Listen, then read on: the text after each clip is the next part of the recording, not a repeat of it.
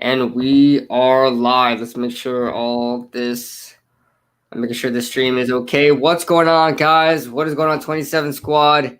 Welcome back into another stream, man. Another edition of the Young Guns podcast. Extremely excited We're to in the get double into digits today's now. show. What's that? We're in the double digits now. Oh, we're in the double digits. Nice. What's going on, everybody? We got some news. We got a lot of news actually to talk about. I thought last week was a huge beacon of news, but this week is going to be a good lump sum This of is even news. more than last week, man. Yeah, for sure. And also, we got to do our thing in recapping last week's little tournament we had, man. We got to, listen. you know what I'm talking But about? before we get to that, first of all, me and Kiva were talking beforehand. If the mic is low, let me know, and I will switch mics because I can't exactly adjust the volume of my mic, guys. So let me know in the chat. Yeah, guys, if it's too low and you guys can't hear him, let us know. We'll get that changed. I'm gonna quickly pull up the stream on. While you're doing that, shout out to Patson, King Andy, diehard Giants fan. Nikki, what's up? She's always in all my streams. Lestat Walton, also, what's up, guys? Giants Alliance, how you doing? Harrison Jolly, bro, how you doing? Lestat says Mike is good. And the top 10 of the top 100 came out today. Christian McCaffrey is number 6, according to Harrison Jolly. Right, okay. It's Christian McCaffrey's number 6, and our guy Saquon is at number 31, but it's okay. I agree. We could get into that later. But all right, guys. So we got some news. We'll get into the Madden recap later on today. Let's put that like smack dab in the middle. Yeah, we can talk we'll work about up to it and then we'll go down. But our first segment we're going to talk about, and this is the big news that has happened today, and that is, by the way, before I start, I hate to cut myself off, but diehard Giants fan, he renewed his membership subscription. Thank you so much, diehard Giants fan. I saw that in the chat. That was the other live I made. I had to make another one because I didn't do it through StreamYard. So shout out to diehard Giants fans. Yes. Shout out to you, man, getting the platinum tier membership. I appreciate that, man. And by the way, man, do you wanna talk about some things going on your channel real quick? Oh, I mean, or not yet. Well, not yet. Not yet. You know all right. No. Yeah, I'll give a little hint to it. It's very much related to what Kid Blue just said about diehard Giants fan. But for some reason, YouTube is holding your boy back. I sent in like the application twice. The first time they rejected it, and then I corrected what they said wasn't good or whatever. And I submitted it again like 36 hours ago, and it's still in review. I'm just saying, bro, YouTube hating, bro. YouTube is straight hating. I don't know what to say about it. Yeah, we'll see what happens, man. But we have some big news to get into, and that is Nate Solder opting out for the 2020 season. There has been a lot of confusion as to what this means for the Giants moving forward, being his contract situation. A lot of people thought that he was only due to make $350,000, but that is just the pay that he's making because of opting out. But you guys have to remember, that's the COVID stipend. Yeah, he got his signing bonus on March 18th. This is also, I believe, the same situation that happened with Olivier Vernon back when we traded him. The amount of money we saved wasn't as much because he had already gotten his signing bonus. So same situation here with Nate Solder. The New York Giants are going to be saving $9.9 million this year. It's going to add to the total sum of $14.6 or $4 million for the season. I want to stress that is not enough to land any of the players we want to land. We have to have some room for later on in the season. You would like to have about $10 million at least, and I don't think you're going to pull a Logan Ryan or a Jadeveon Clowney for $4 million. So, quickly, I'll give my thoughts on the situation, and I'll let the hub take over. It's a bittersweet situation, and that's exactly what I thought of it as soon as the news came out. It sucks that Nate Solder is being put in the position that he is put through. Him being a cancer survivor himself, testicular cancer. I didn't even know that until I read his statement. Yeah, I didn't even know that until that he said he had beat cancer, and then I seen the New York Post post what kind of cancer he had. That's insane. I didn't even know he was a cancer survivor, and now his son is battling cancer, and you can't help but think that this is part of the reason why he regressed last year. It may have been a lot of things going on in his head. So, in my honest opinion, it's a very unfortunate situation, but it's bittersweet because at the end of the day, I think this is what Giants fans wanted, just not in certain circumstances. But this is what Giants fans want. I want to give a quick shout out to the Entertainer Talking Sports. Oh, yo, shout out, bro. Stand up. Stand up. What's going on, Chris? Thank you so much for joining in the Young Guns podcast. But Logan Ryan has signed. I'm looking it up right now. I'm looking it up right now. Yeah, that's fake. That's fake. That's fake. That's fake. Bro, I just looked it up. There's no news. Okay. I'm about to say, Lestat, come on, man. What are you doing to me, man? You're as soon as I saw the comment, I literally typed in Logan Ryan in Google. But yeah, going off of what Kid Blue was saying, for those of you that still might be confused about the cap situation, I went live when it happened because I was like, I'm not gonna have time to make a video. Like, I'm usually busy at that time in the afternoon, and one of my subs directed me to an article that kind of broke it down. I think you even referenced it. It was the New York Post. Their article really gave a lot of details on it. So Nate Solder was only gonna earn around $13 million this year. His cap hit was $19.5 million, which seems to be the number that everybody's gravitating towards and think that that's where we're gonna get back. But because he was on the roster, he got the roster bonus from March 18th, like Kid Blue said. That's $3 million, and so that's $3 million away from his $13 million that he was supposed to make. That leaves them with around 10, that $9.9 million. You know, I'm averaging up. That leaves them with $10 million in cap space that I'm guessing is just going to go back towards them, and not a 19.5 million or the 16 million, which is another number I've seen thrown out. So the Giants are getting 9.9 million back, and Solar is earning $3 million from the roster bonus plus the COVID stipend, which is $350,000. So it's not like the dude is going to be in a football player terms broke. I mean, $350K is a lot of money, but in terms of football players, I'll retire with that money. Exactly, but for a football player, I guess, you know, with their lifestyle and whatnot, he's well set, especially with cancer treatment and whatnot. He's going to be well set. And so, yeah, as Kid Blue said, hindsight being 2020, it's very weird because this is what we've wanted for about 2 years now, and is the most perfect situation because there's no cap hit. If anything, we're getting money back, and Solar is going to be off the team. Because let's keep it real. I'm going to keep this short. I don't want to draw out what I'm about to ask you.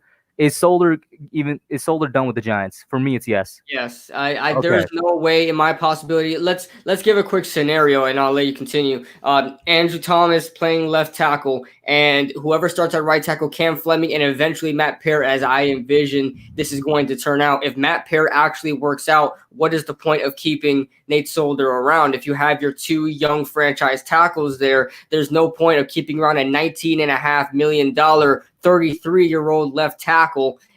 There's no point of keeping him around anymore. So I don't envision him being back with the Giants. I already see the scenario working out perfectly for the Giants. There is some concern about Andrew Thomas just switching over to left tackle with no veteran presence. But yeah, I'll let you continue.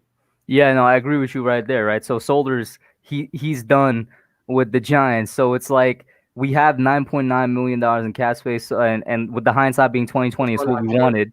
It's exactly what we wanted, but the circumstances are absolutely terrible. I mean, and this is something I've been saying all offseason because I was like, Nate Solder is going to have a bounce back year. I've made several vids on me saying, bro, you guys got to believe in Nate Solder. You know, the one thing I point out the most is we don't know what type of mental trauma he went through last year because of his child going through what his child went through. And I'm not saying, you know, part of me is like, that shouldn't be an excuse because of what he's being paid. But, A, I'm not a parent. I don't know what he's going through. His son's going through cancer and cancer treatment. I think you'd be dumb to expect him to fully perform at his level, in addition to the fact that he came off of a foot surgery that year. So it's just like bad thing after bad thing stacked up with the fact that I think everybody just conveniently forgets that we had a terrible coaching staff last year. On top of that, Hal Hunter is a bad offensive line coach. That's who the Giants offensive line coach was. There was a lot of things mixed in there that resulted in him having the worst performance of his entire career. 2019 was the worst performance in Nate Solder's career by far. I couldn't agree more. And I'll tell you what, you mentioned, you know, some people saying that, you know, giving the excuse, oh, he's making so much money, why can't he perform to where he's performing at, even though his son is battling cancer? You know, money does not buy happiness, man. And then no amount of money can ever satisfy you when your kid is suffering from something that you suffered from. You know, that's probably the worst feeling in the world. If anybody that has kids, I don't know, I don't have a kid, but I can just imagine that you going through a certain traumatic situation and then having your own creation, your son, having to go through the same situation at a younger age, at only 5 years old, and not he knowing. was actually diagnosed with it, I think, at 18 months. Exactly. He was diagnosed with it. So like he's been battling it for years now. Yeah, and you could just sort of imagine, you see what's going through Nate Solder's head, that he might not have his kid, he might have his kid tomorrow. You know what I'm saying? And Edward Chan brings up a good point. He might have done worse next year, because he would have been, if he did play, he would have been worrying about his son getting COVID on top of that. And he just had a newborn kid. He would have been worrying about his newborn kid getting COVID. Right. And so himself too. Like just because he recovered and beat cancer doesn't mean he's not a high risk patient. Exactly. So, he's got a lot of people at risk. So there's no point of he probably has the best excuse or best reasoning to opt out this season. He has the most legit one. Yeah. And Marquise Goodwin had a good one too, but yeah, and I think I saw King Justin saying we should sign Clowney when the time is right. We shouldn't sign him on a rebuilding year and waste them. Exactly. That's one of the reasons. So you brought it up earlier too with Logan Ryan and whatnot. We don't have the money that people think we have. Going back to the beginning, we're like, yo, it only frees up $9 million. And how much did you say is the total cap space now? Around 14 mil? 14 million, yeah. Guess what? Remember how just a couple months ago we were all like, Dave Gomez's plan was to walk into the season with 10 mil, but we were at like 4 or 5 mil? Yeah. You think he's about to spend that money? No, he's back right at his plan, which, listen, I don't know if this was some type of big conspiracy plan. He's like, don't worry, I'm going to get that 10 mil back somehow. But he's back right at where he wants to be and right at the plan that I agree with, walking in with 10 mil for any type of in-season expenses, any type of in-season trades, hopefully none like the Leonard Williams one, some better in-season trades. Yeah. I fully don't expect them to spend this money at all. If they do, it's going to be like the Shakai Taylor signing, which even before Solder opted out, I think more of that was going to happen, more cornerback signings to kind of get competition, and even more kicker signings to get competition in camp and whatnot. What you think about that with the money? With the money, I think they should leave it as it is right now and see what kind of openings open up. I mean, we have a lot of guys on this roster so far. We have a lot of young talent as well. I don't think you can really buy any more players or sign any more players that's going to make more of an impact than the guys we already have. I can't envision that right now, and especially for a decent price. I mean, I don't see the Giants going out and getting any of those decent names out there like Logan Ryan or Jadeveon Clowney or Tremaine Johnson or Dre Kirkpatrick or I love that you bring up the fact that they're decent, right? Yeah. Like Clowney at his best is a great player. Yeah. But consistently they're all they're above average players, right? Right. So Online Big Blue Sports Entertainment, want to give a quick shout out to him. He's when he put out his video, that's actually what gave me the information that I was mistaken on. But big shout out to you, man. He's also a YouTuber. Make sure you guys go check him out. So yeah. He says having a kid changes the world. Can't imagine how much that played on Nate's mind. Yeah. Very true. And, let's play pretend for a second, right? Like, let's say that we had $19 million added back to the Giants cap space, and then people would say, all right, now we have the money to go and get a Clowney or a Logan Ryan or even both. Do we realistically need those players? And this might sound stupid, but think about it. Logan Ryan, we don't need him. We need an outside corner. I think the slot cornerback position is going to be fine, bro. Whether Julian Love or Darnell ends up there, and I expect it to be either Love or Holmes.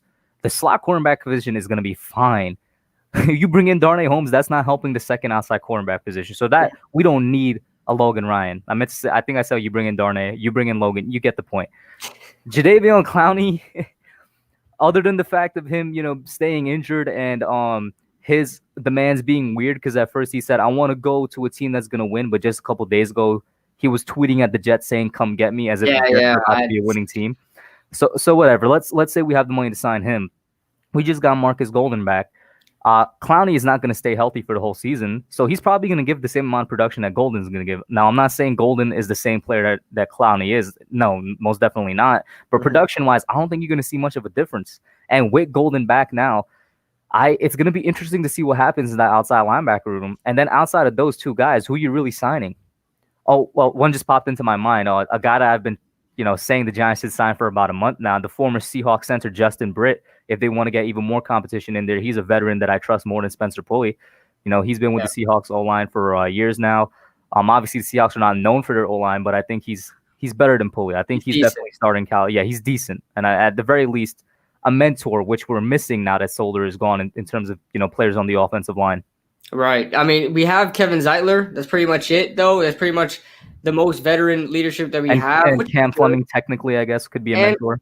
Cam Fleming as well. But it's this offensive line's getting a little shaky, and I want to shift the conversation now to Andrew Thomas. Now, a couple of people made a lot of good points about the whole Andrew Thomas, like how he's going to perform now. You're sticking a guy at left tackle with no veteran presence there. He has to protect the second-year quarterback's blind side. You have about 14 practices to do so to get ready for the start of the season. You had no rookie mini camps. You had no training camp that's been shortened down. You have no 4 preseason games. At first it was 2, now it's 0. You have no way to really display your talent, to go against real NFL talent. Yes, you played in the SEC, you played some really good players, but the NFL is a totally different game, man. You're facing first-round picks, second-round picks. You're facing these guys that are being paid big boatloads of money that have made their names in the NFL. You look at the schedule for the Giants in the first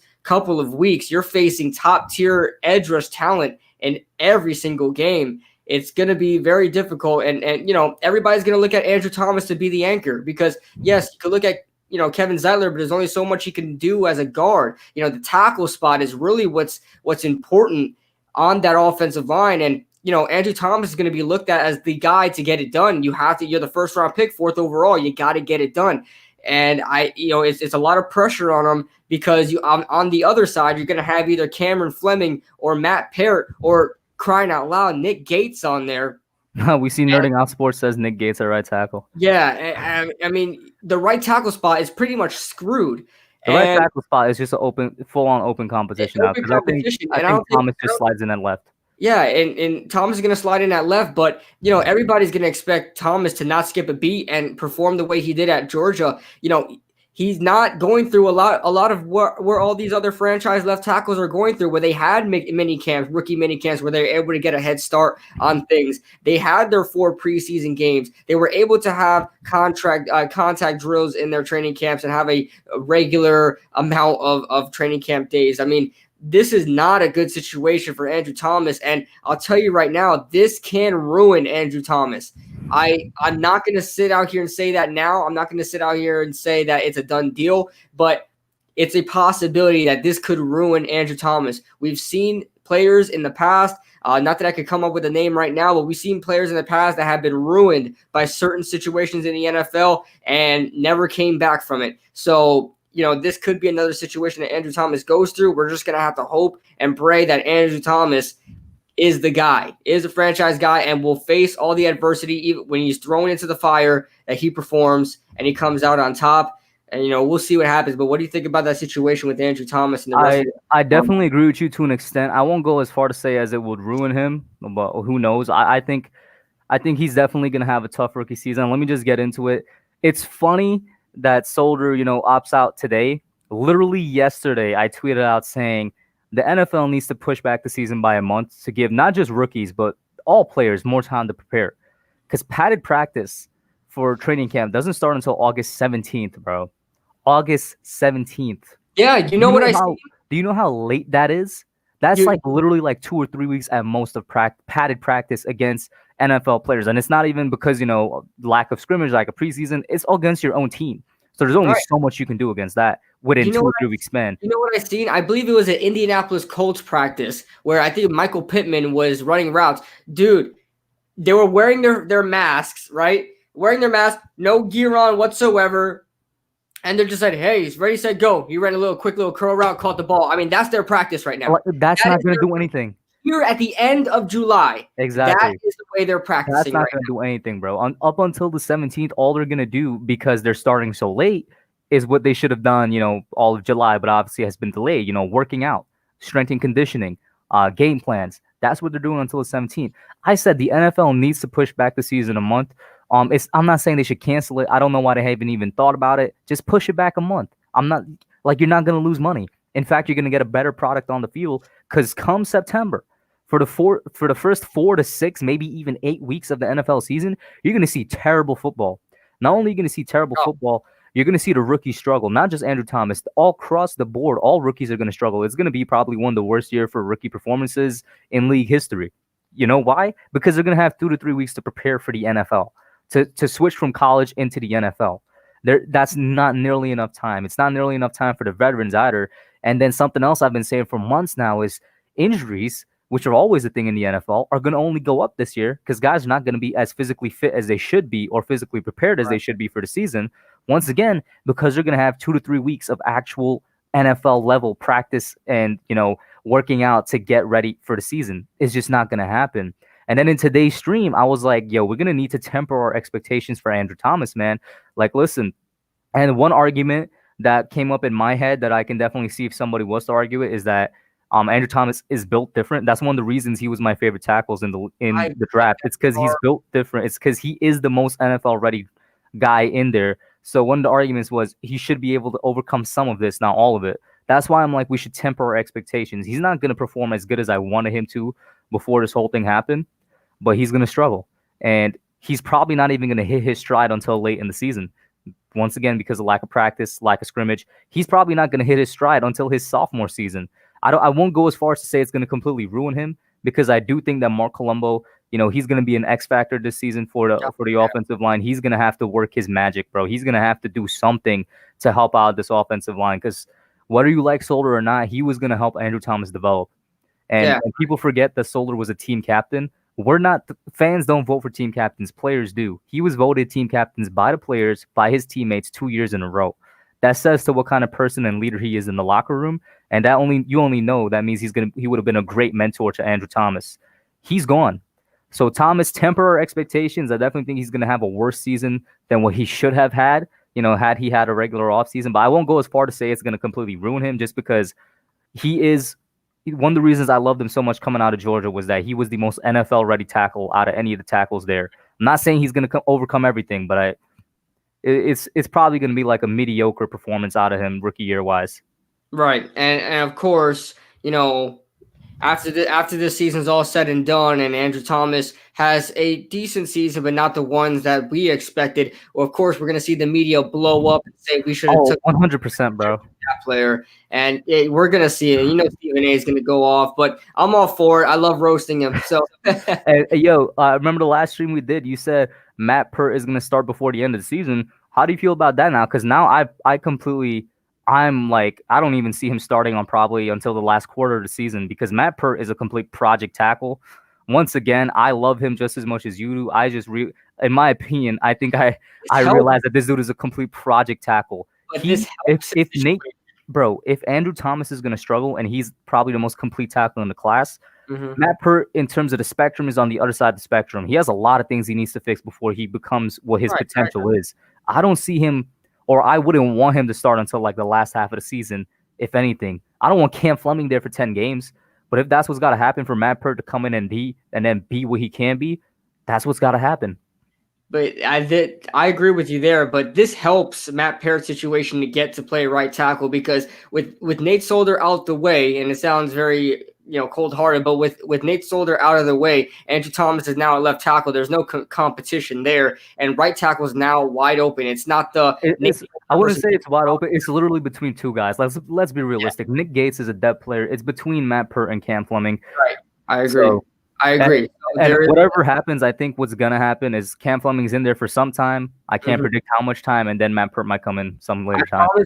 I promise you, if Cam Fleming has about 5 games where he's just terrible, they're going to throw in Matt Peart. There's no way if Cam Fleming is not up to par, they're going to throw in Matt Peart. Listen, today I discovered that we still have some guy I never heard of before called Eric Smith, an offensive tackle on the Giants. And I'm going to let you take over here real quick. Yeah, okay. Yeah, we have Eric Smith from the Jets. I mean, I don't envision him really competing either. But, we have a couple of tackles here. We have this guy named, I forgot his name. I think it's Nate Wozniak or something Wozniak. This guy's a really interesting dude. He's about 6'10", 258 pounds. Didn't we also have a tackle out of Mizzou or something? I could be wrong. Out of Minnesota. Paul Adams. Paul Adams. Yeah, what happened to him? Yeah, he's not on the team anymore, though. Let me grab a water bottle real quick. I'll be back. Yeah, no problem. Guys, before we continue on the stream, make sure you guys hit that like button for us. Helps the channel out a lot, helps the stream out a lot. Make sure you guys stick around. We have a bunch of other things to talk about. We have 20 people in the stream right now. Hub will be right back. He's getting himself a water, and we'll continue off the stream. But guys, let me know what you guys think this offensive line is going to look like. Who do you think is going to win that right tackle spot? Yeah, I'm back. My bad, guys. I got real parched. What was covered while I was gone for like 3 seconds? Oh no, I was just addressing the chat, telling them like the stream and all that jazz. Board and Arrow in the building saying Toy Lolo might have an increased role, and tight end blocking tight ends. They're Yo, you know what? That's actually a good point. That might help out. That's definitely gonna help out. They might. Jesus, you might see a bunch of 2 tight end packages. Not even just for. Yo, how much is Evan Ingram going to see the field? Because we're going to need as much blocking help as we can get. Well, let me tell you, the 2 tight end sets, I mean, I envision that they'll put Levine Toilolo as that first tight end, then Evan Ingram will be all about, all in the wing, and then he'll be, catching the ball. Yeah, as far as that goes, I still see Evan Ingram getting his playing time. He is a starting tight end, but they're going to use Levine Toilolo a lot and Caden Smith. They will use those guys a lot. I envision probably 3 tight end sets coming soon. You're going to expect, Eli Penny to be jumping in there as well. Diehard Giants fan says Smith is going to kill it. I hope he does. I hope so. I hope anybody does. I really don't care. You know why I hope he does? Because if Smith kills it, bro, trade Ingram for an offensive lineman or a pass rusher. Like straight up. Trade him before the trade deadline if Smith is killing it. That's all I'm saying. I'm saying. I would love that, but I just don't know if we wind up getting like a 5th round pick for Evan Ingram because of his injury concerns and inconsistency, I'm not doing it. Yeah, I'm not doing it, But I third, man. Realistically speaking, I think our best bet is a late 3rd, but I think right where it is probably a 4th. Probably a 4th for Evan Ingram. Back then I used to think it was like a 2nd round pick, 3rd round pick because he was performing great, but he's been getting more inconsistent as his seasons go on and more injuries. Yeah, he's been starting less and less games. Right. The more you're injured, the less valuable you are. So, can you highlight one of Nerding Out Sports' last comments? He said Thomas Hernandez, Pulley, Zeitler, Fleming. I think that's gonna be the week 1. I think that's what we're gonna see week 1 for the starting lineup for the offensive line. I think it's gonna be Thomas Hernandez, Pulley, Zeitler, Fleming. Check this. Yeah, check this one out. Oh no, not What's that. What's up, AV Sports? What's up, AV Sports? Says, but Nick Gates should be at right tackle just to mess with KB. Speaking seriously, bro, I wouldn't be surprised if Cam Fleming messes up and they put Gates in before Pert because they want Pert to develop more, and also because for some reason the organization seems to like Nick Gates a lot. They kept him around, man. They exactly. Really, so I wouldn't be surprised if Gates is in there for maybe Fleming just stinks up the joints and pressure's getting to them. They have to swap out Fleming. They put in Gates in there for like a week or 2 before they're ready to put in Pert or something. I wouldn't be surprised if that's the case. Yeah. Mahomes is. But yeah, what do you think about that starting lineup that I was talking about? That's what I think is going to be the week 1 starting lineup for the offensive line. The chat. Nerding out. Okay, Thomas. Let's pull it up here. Yeah. Thomas Hernandez, Pulley, Zeitler, Fleming. Because that center position. I know we were talking about the center position last week as well. Here's the thing. Really taking into account, the lack of practices. Now I'm finding it hard for Shane Lemieux to crack the starting lineup day 1. I honestly think right off the gate he's probably more talented than Spencer Pulley. I just don't think he's going to be able to showcase. Bro, right off the gate, he's the best run blocking center we got. Right. Off the gate. I completely agree, and I think that's what the Giants want. I think they worry about the pass protection from their tackles, but I think as far as the center position goes, they really want to worry about that run game. And he's not a terrible pass blocker. He's not garbage, but he's not ready yet in terms of a starter. Of course, that's why he's a 5th round. He was a 5th round selection. But he wasn't terrible. He only allowed 2 sacks in his career, and it's not like the center position really is focal. Has a focal point on pass protection. Edward says Calais Campbell was traded. No, Calais Campbell when he was traded to the Ravens. To the Ravens. Yeah, he was traded to the Ravens for a 3rd rounder. That was because he's just still putting. It seemed like that was a year ago. I actually forgot he was traded. Yeah, Calais Campbell got traded for a third because Baltimore has nothing to lose. They don't care about their draft picks. They're ready to win right now. They're not rebuilding. They're ready to I win mean, right they're trying to beat Kansas City, and honestly, they should try to beat Kansas City with the exactly. way it's been And so going. they're just trying to gather all the talent they can. And, a third round pick is honestly still a steal for Calais Campbell. Even though he's up there in age, they're just using him for about a year or two. So I think it's still a steal. Yeah. But going back to, you were talking about Pulley and Right. Lemieux. So this organization, how you mentioned Nick Gates, this organization also has a thing for Spencer Pulley as well. They re-signed this guy for like 3 years, $3 million.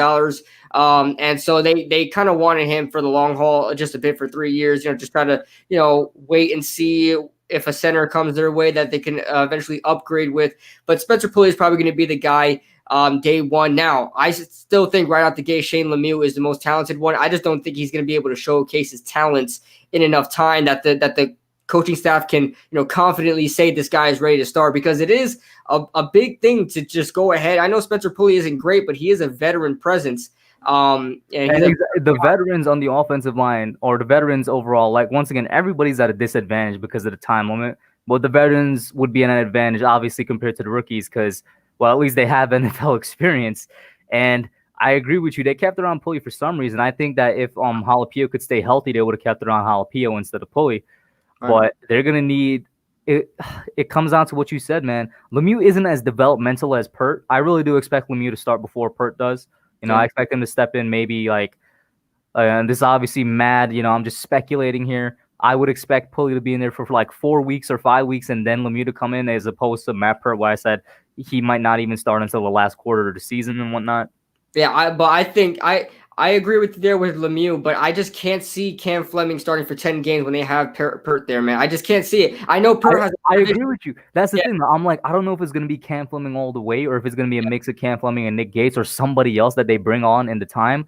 Is just, he's such a project tackle that I think it would be really a bad decision to put him in too early.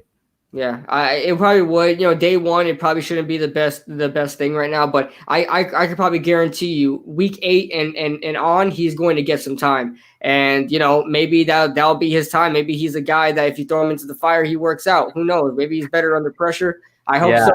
I'm just speaking from a positive type of turn here. But Diehard Giants fan says this whole draft class has me pumped. Yeah, and it's very true. The fact that we're mentioning guys drafted all the way in the 5th round that can potentially start is a huge deal. A lot of teams, and especially the Giants during the Jerry Reese days, we didn't think about our 5th round picks. We didn't think every time I look back at this draft class and the 2019 draft class for that matter, do you know the amount of starters we see in there? Yeah, the 2018 could argue too. 2018 could argue too. Starters from 2018: Saquon, Hernandez. BJ Hill was a starter. But not anymore. I think it would just be the first 2 picks, but like 2019 and 2020 for sure, a lot more. Just great drafts, man. Gabe Gelman ain't perfect, but great drafts. And shout out to Buffett. He said, imagine if we picked Simmons instead of Andrew Thomas. LOL, we'd be screwed. Yeah, we'd be in a really tough position if we didn't have a left tackle there. It was just a genius freaking move. I want Stephen A. Smith to react to that, man. Just think about if we listen to you, Stephen A., and we drafted Isaiah Simmons and we have nobody at our tackle spots. Nate Oh my God, bro. It's Cam Fleming and Nick Gates. I can't believe I would say this, but that would be worse than the tackle duo last year. And the tackle duo last year was ranked dead last in the league in terms of allowing sacks and pressures for Daniel Jones. It will probably be worse than Eric Flowers and Bobby Hart, man. I don't know about that. You know how tough it is to be worse than them, bro? It's tough, but who knows, man? We've broken barriers before. Oh, and Steven, though, I want you to highlight this comment because I'm guessing Steven just tuned in. Listen, Steven, we already kind of debunked this a little bit more. We're not getting that much money, bro. Nate Solder was only set to make $13 million this year. It was his cap hit that was 19.5. He was set to make 13. He got $3 million from being on the roster bonus. So we're only getting back $9.9 million, leaving us at a total of around $14 million in cap space right now. Dave Gelman wanted to enter the season, and me and Kibble personally agree with this. We want to enter the season with $10 million in cap space at least. I don't see them using the money that much unless it's to bring on some camp bodies, depth players, maybe create some competition in camp and whatnot. I fully expect that money to stay there. Yeah, guys, and I know everybody wants to jump the gun and say, "Hey, sign somebody, sign somebody, sign somebody." But I guarantee you guys, you are going to be happy that we keep this money and roll over with it, man. Because things happen, man. You have to have your fallback money, and as we mentioned before, as the hub mentioned before, Dave Getterman said that he wants to keep about $10 million. With him, during the season, he has 14 right now. That gives us a $4 million, kind of leeway there, and but it's just not going to be enough to sign any name that you guys may think of. It's going to be probably used to sign an undrafted. Listen, it's literally, correct me if I'm wrong, but that $4 million is going to be used to sign Golden on his tender because Golden hasn't signed his tender yet. So that's where the $4 million is. That where the $4 million is going to go? It has not signed. We will literally listen. We'll have no money left. We're saving that money for the season, and nobody has even thought of that. I'm glad that you mentioned that. Marcus Golden has not even come to a agreement. No, I saw a post from some Giants beat reporters saying that they're gonna sign the tender soon because he actually has to pull up to camp. Right. So it's just that they haven't actually signed it yet. But that $4 million hasn't been attributed to the cap yet. That $14 million is gonna go down to 10, and that's where it is. Yep, I said it as a joke earlier, but this could have been the conspiracy plan by Dave Gelman all along, bro. Who knows, man? Who knows? The business has a very dark side of things. Maybe he was using this Nate Solder situation and it worked out for him, man. Maybe but this situation was gonna happen. I'm surprised that really just popped in my head. Okay, so Border Arrow says it includes Golden. Are you sure about that? Because the cap space hasn't really changed until we got 9.9 back, basically today. The cap space hasn't changed at all. And so for it to include Golden all that time, that would be assuming that he didn't sign with another team. I don't know. Maybe I'm wrong, but maybe we could pull up Spot Track or something and see if Golden counts against the cap. Let me see Giants cap space. Molly Marl has a comment here. No BS. The Baker and Solder situations are a blessing in disguise. We can actually have the rotation / competition at these positions versus just handing the position to the highest paid guy. I agree with the Solder situation. I don't necessarily agree with the Baker situation because I'm not KB yet. What's up? KB, according to overthecap.com, I'm not sure how often they update their website. Mm-hmm. But according to overthecap.com, we only have $9.5 million in cap space. Is that including the Marcus Golden? It says team cap space, and then let me control F Marcus Golden and see what's up. So Marcus Golden, that's including him. So I was right. So that 9.5, add the 4 point whatever back, that brings us to 14. That is assumed money. That is assumed. I don't think that's. It's at 14. It's right now, guys. If you go on Spot Rack, I don't think they're including Marcus Golden. It's at 14.6 right now, or something like that. So either way, doesn't that means we're still right? So then that $4 million is going to go to Golden. Yes, that means we're still right. It's going to go to Golden. That it's going to go back to 9.5. Yep. Just around 10 when Golden is signing. I'm glad that you mentioned that, and thank you for also Border Narrow. Thank you for also talking about it as well. But yeah, man, this offensive lineman, I'm so glad that we drafted 3 offensive linemen in this draft, man, because I don't know where the hell we would be right now. The offseason was dedicated to just getting the offensive line depth, bro. And it's gonna be tested. Because you briefly mentioned it earlier, bro. First 6 weeks of the season is gonna be hell for them, bro. It'd be bad, man. Well, we got Steelers week 1, that's TJ and Bud Dupree. Who do we have week 2? The Rams. That's Aaron Donald and I think Dante Fowler's with the Rams, right? Unless he moved along. The Falcons. Oh, he's with the Falcons now, but Aaron Donald could be triple teamed and still get to the quarterback. Right. We got 49ers week 3. The entire defensive line for the 49ers, bro. Nick Bosa, DeForest Buckner, all those guys. 49ers defensive line, not to joke about, but those first 6 weeks, man, listen. So check it out. It's gonna be tough. We'll check it out. 2020 week 1, you're right, Steelers, Bud Dupree, and TJ Watt.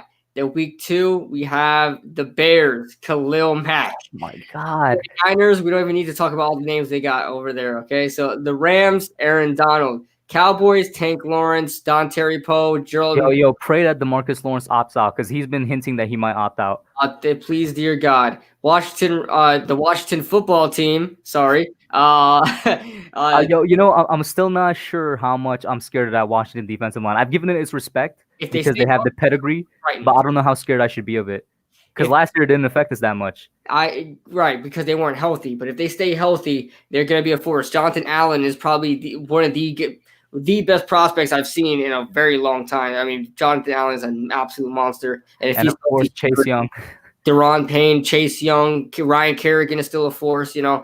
So we'll see what happens. Rams week 4, yes. Rams week 4.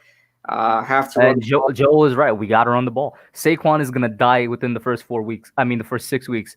Because the only way we have any chance of winning those games is by running more than passing. I don't want Daniel Jones to drop back that much behind an iffy offensive line against those defensive lines. I want Saquon to be run into the ground as callous as that sounds. And that's just assuming that the offensive line has the chemistry in running the ball. They're going to have some chemistry issues running the ball. That's assuming there's going to be running lanes, yo.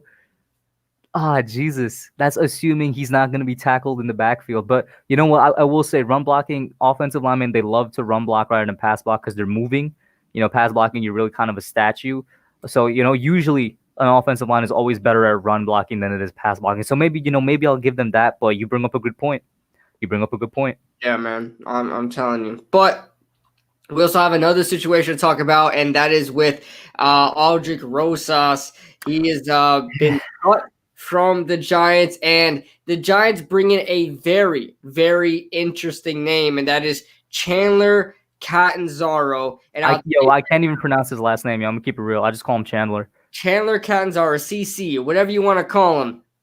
This guy has been such a journeyman in the NFL that I thought that he had a brother that also played in the NFL. I am not joking. When I made that video announcing that Aldrick Rosas was cut and we signed Chandler Catanzaro, I'm like, isn't he a brother? Does he have a brother in the NFL? You know why? Because this is moving around on every freaking team. I thought he was at two places at one time. It's got to mean that he's got to have a brother in the NFL. I see Catanzaro. I will say this, right? In order to be a journeyman, you got to be also in the league, for a good amount of time. He was only in the league for 3 or 4 years. He just so happens to bounce around a lot. I don't know if that's a journeyman as much as you just bouncing around. That is a journeyman. If you're in the Corey Coleman is a journeyman. He got drafted in 2016, I believe. He's already only 4 years. I feel like you need to give it a little bit more time than that because journey, the definition of journey of itself, a long trip. The mileage that he's covering, okay?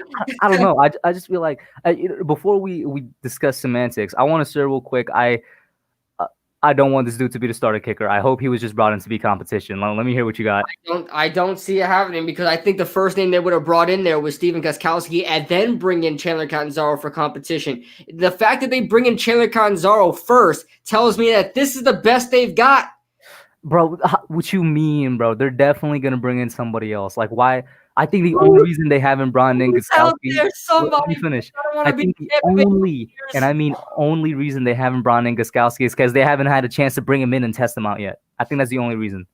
Because there's no other team. Listen real quick. Why they would have Joe Judge coached them for 3 years or something like that. There's literally no other team in the league shopping for a kicker right now. It's only the Giants. Tampa is always shopping for a kicker, man. I don't know what you mean. Tampa's going to be fine, bro. They got the Brady magic over there. They're going to be fine. They got the refs on their side. At least half of the refs on their side now. They'll be fine. But oh man. All right, so even if it's Tampa, two teams. And maybe Gostkowski ends up with Tampa. He's like, let me go back with Brady. But Giants, Tampa. I don't think the Seahawks anymore. The Jets. Are the Jets shopping for a kicker? They're always looking. Even if it's not Gostkowski, I feel like we're going to bring in an undrafted guy because that's what Rosas was. Rosas was an undrafted guy in 2017, and he beat out the rest. That's mostly what these kickers are. They're usually undrafted guys. And, I wouldn't be stressing as much on the kickers as it's really become a really big problem in the NFL now. Like, a team that doesn't have a kicker for a very long time. The Seahawks went through it for a couple of years. The Patriots are actually still going through it. They don't have a good kicker right now. I don't know who their kicker is, but I think they got Nick Folk, bro. Then they got like the terrible Nick Folk. Hey, he made the Pro Bowl with Aldrick Rosas in 2018, man. He did? Wasn't Yeah, 2018 like his worst year? no, What, 2018 what, was his what, best year. He was with what the he missed all those kicks where he just couldn't make a kick to save his that life. was Tampa. That was Tampa. No, Tampa. I'm talking about Nick Folk. Nick Folk. It was Yeah. with Tampa. What year was that? 2017? No, I think it was like, yeah, I think it was 20. Yeah, it was one of those years. I could look up. I could look it up right now. But yeah, man, Tampa. I live down near the Tampa area, man. Trust me, I know these Tampa I'm telling guys. you it's 2017 or 2018, but not 2019. But Joel says some kicker got let go. Bet Joe Judge has his eyes on someone. That's something else, right? Part of me wants to have confidence in the Chandler signing because Judge is obviously a special teams guy, and I trust his judgment on special teams players. But I don't want somebody that literally gave up on themselves. This guy retired because he believed he didn't have what it took anymore to be an NFL kicker. The preseason. Funnily enough, against the Giants, after he missed 2 kicks against the Giants, he retired. In the preseason. So I don't know, man. Yo, diehard Giants fan says, don't get a guy who double doinks. Doink the clown, Cody Parkey. If we sign Cody Parkey, just say goodbye to our special teams, bro. Yeah, I'm not a listen. He became a meme. No, was it him that was he the Bears kicker at the time? He was, yeah. Oh, I thought it was Eddie Pinheiro, but it wasn't. Oh, was it? No. Cody Parkey, because he's Doink the Clown. That's the nickname for him. So the double doink. I think Eddie Pinheiro became the kicker after he did. Yeah, and Cody Parkey also had his bad moments with the Eagles too. So yeah, I'm not gonna sign him. Yeah, you're right. It was 2017, and Nick Folk had that disgusting year. Jesus, man. Yo, where's Dan Bailey? Dan Bailey's an RA kicker. Is he with a team right now? Dan Bailey. Oh yeah, he's with the Vikings. With the Vikings. Oh god damn. Who used to be the Vikings singer before him? What was it, like Blair Walsh or something like that? And yeah, Blair Walsh. Listen, whatever the case is, it shouldn't be too difficult to get a replacement. But there's definitely people out there that's better than Chandler, man. Whether they go and get Gostkowski or they go and get another undrafted guy and he comes up the ranks. I mean, like you said, that's how kickers get their starts. Unless some team is stupid enough to draft one, they sign them in undrafted free agency. Yeah, so I don't know. Hopefully, I just don't want to become one of those teams, man, that we lose games because of field goals, we lose games because of extra points, because it's happened, man. Tampa Bay's gone through it. The best example is the 2009 or was the 2010 Chargers. They were the best team in the league by far on offense and defense. They were like number 1 on offense and defense, but they missed the playoffs because their special teams was so bad and their kicker was so bad. Yeah, man. Well, what's up to Jay Smith? How you doing, bro? Going on, Jay Smith, and also now, I mean, we can also bring up. Oh, by the way, how do you feel about the Aldrich Rosas situation, letting him go? Are you all for it? Did you want to see? I'm all for it. I'm surprised it took so long because I've been pretty consistent on Rosas. I'll admit I haven't been as consistent with DeAndre Baker, but Baker's a whole roller coaster. Yeah, me too. With Rosas, I've been a lot more consistent though. I've pretty much said since we found out the situation, he should have been let go since then. I commend and respect the Giants that, they were being as objective as possible and took their time with it. I'm sure they did some type of investigation on their own. To me, it was a no-brainer he's going to be gone. I just didn't expect it to take this long, if I'm saying anything. Yeah, me too. And I'm totally with you, man. I wanted to have that confidence that Joe Judge was going to take it upon himself to turn these guys around, but I guess they have to cut it loose. And I also heard that this was based on a court decision. I don't know if he has a court decision coming up soon or if they had an inside scoop. They thought. Listen, he would go to jail. What do you think? What do you think should happen if he just gets off? Because there's one rumor going around is that Rosas was actually the victim in the car accident and not the aggressor.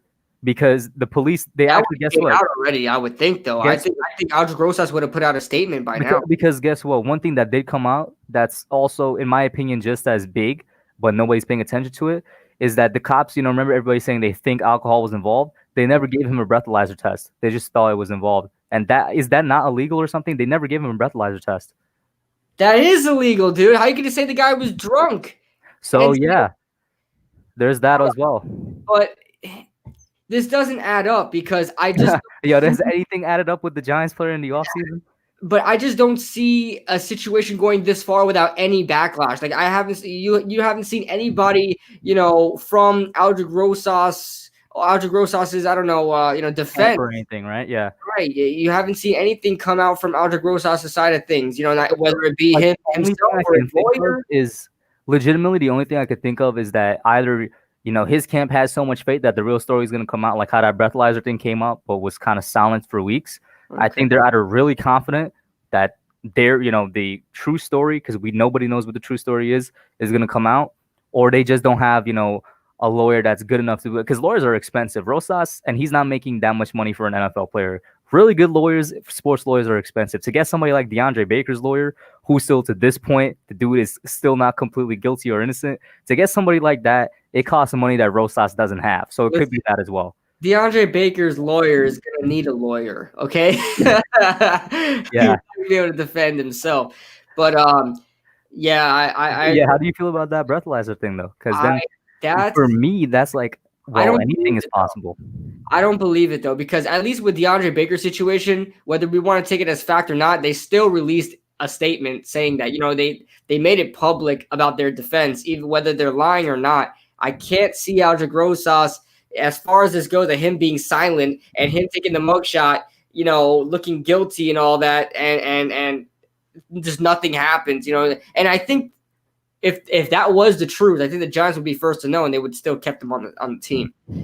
I don't think if they would know first if what would really happen. So, yeah, I have the exact quote here. They said they could determine alcohol on his breath, and it was determined he'd been drinking. But Highway Patrol felt that after 3 hours, they could not determine what his alcohol level was, so they chose not to do an alcohol test. So that's the exact quote. What sense does that make? They can't. The whole reason why you give them a breathalyzer. And this is a trusted source too. This is the New York Post. The whole reason why you give a breathalyzer test is to determine if they're drunk or not. Why would they say, "Oh, we couldn't determine how much alcohol he has, so we're not going to give him a breathalyzer"? What sense does that make? That doesn't make any sense. That's what I'm saying. But that is now the official story. That's from the police department. The police department admitted that. They need to be fired. I mean, exactly. Boss, to be honest, boss, I didn't know if he was drunk or not, so I did not give him a breathalyzer test. Bro, can you imagine? Can you just imagine if he was actually the victim in the accident? How would you feel? If he was a victim in the accident, by the way, I can't see that happen because he walked like a mile and a half away from the scene. Yeah. But if he was, I'll get to that suicide in just a second. If he was a victim of the accident, then I'd sign him back. I'd sign, dear God, I'd him back. Hell yeah! Put out a public apology from the Giants. If you want to keep Chandler on just to compete, I'm all for it. But hell yeah, I'd sign him back. Public apology by the Giants. Exactly. I do what I have to do, man. I'm not becoming the Tampa Bay Bucks. Jay Smith with a $20 donation. I appreciate that so much, Jay Smith. And you should click on it so it shows up on screen. Huh? You should click on it so it shows up on screen. I keep forgetting that we're on stream where I could do this kind of thing. But Jay Smith, and I remember you, Jay Smith. I remember you were on. You were a active viewer on the Undrafted Analyst podcast back when I used to do that. I'm pretty sure you were. It's been a long time since I've seen you. Welcome back into the streams, man. And he says, "What up, kid? Don't get the chance to watch as much as I used to. New baby and all, but my wife and I still love your videos. Keep it up." Yes, he's the one that wanted to call in, and every time I try to get him to call in, it just wasn't working via a Google Hangout. And shout out to Jay Smith because I actually remember him from when I used to watch the Undrafted Analyst as well. I remember him. He used to be in the channel and whatnot. Yeah, shout out to you, bro. So much, Jay Smith, and welcome back onto the channel. Hope you and the wife are doing very well, and make sure you tell her hi, and give a little hug to the baby for me.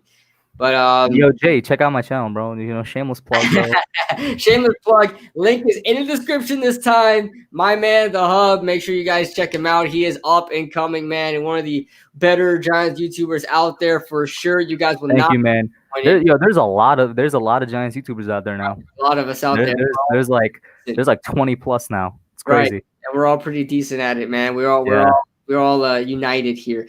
There's a Bleacher Report article that says they couldn't give him a breathalyzer test because they found him.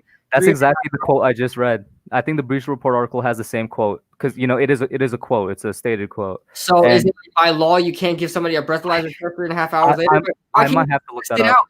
If it's a fail, then it's a fail. I mean, is there any risk in giving him a breathalyzer test? I mean, come on. And before we continue on that, Bradley, I hope you and your family are doing well, man. We see the message, bro. You're definitely going to be in my thoughts and prayers. I hope you're doing fine. If you ever need to reach out to talk to anybody, bro, my my Instagram and Twitter DMs are open. You know, I'm not exactly a licensed expert or anything, but I could definitely, you know, lend you an ear. Right, guy, and Bradley, you the same. You know, I've talked to subs also via DM, and they talk to me about certain stuff like that. So if you want to, you know, my links are in the description. You go onto the Hub's channel. I'm sure his links are in his descriptions as well. If you want to reach out to any one of us, but yeah, we're praying for you, man. I know how that feels. Trust me. And my Especially during this time, it's gonna be even more tough than usual. yeah, stay safe out there, man. Stay safe out there. Jay Smith says, "Yep, that was me. Couldn't get through for the life of me." And I was Number 52. He's from the first 100 subs. subscribers. Wow, yeah, he had told me he's been with me for a very long time, and man, the fact that he remembers that he's an absolute OG. The fact that he remembers that he's an absolute OG. I remember Nasir Castle also. He's one of my loyal subscribers. I haven't seen the Nasir Castle in it. That name rang a bell in my head, bro. Nasir Castle with a bunch of roses in his profile picture, man. Yeah. He comments on my videos every once in a while. According to Mrs. Morfedge, I'm sorry if I mispronounced that. They say it's police discretion. I still don't know what that is. Let me look it up, man. What is police discretion?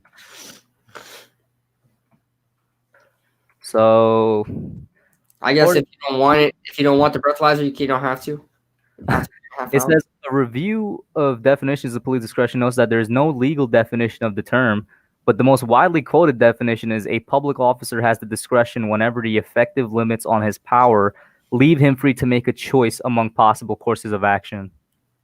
So that's a very legal term-filled thing, but yeah, I guess they viewed that it was out of their power, so that, you know, they took the situation into their own hands. I don't know, man. I don't know. Harrison Jolly says Lamar Lamar's number one on the top 100. Russell Wilson. It's a popularity contest. You're absolutely right, Jair. I'll tell you right now. Everybody thinks that this top 100 is real because it's the players. Listen, the players don't even know what they're talking about half the time. Okay, they go off of their friends and they put up their friends. I was about to say that they go off of their friends and teammates, bro. Exactly. Go watch your film, guys. Go watch your film, man. Lamar Jackson's a great player. He's a great player. Let's talk about right now. Top 100, bro. Saquon at 31, Zeke at 24, Derrick Henry at 10. I think Derrick Henry was at 10 and Christian McCaffrey at 6. Now listen, I would also have Saquon dropping. I don't know what he was last year, but he should have been, you know, top 20 last year. In my opinion, he was a top 20, 25 player. I would have him dropping also because, you know, the injury. But 31, especially when in comparison you have guys like Zeke at 24, that's like, what is that, 7 spots ahead of him? Derrick Henry at 10? 20 spots ahead of him. Christian McCaffrey at 6. What? Yeah. Nah, I can't rock with that, Chief. Lamar Jackson, like you said, great player.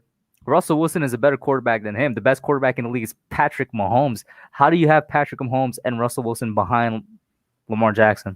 Yeah, Patrick Mahomes, in my honest opinion, is still the best player in the NFL. Or Aaron Donald. I mean, Aaron Donald's won that a couple of times. Where's Aaron Donald ranked? Because I know for the past 2 years he's been ranked number 1, as he should.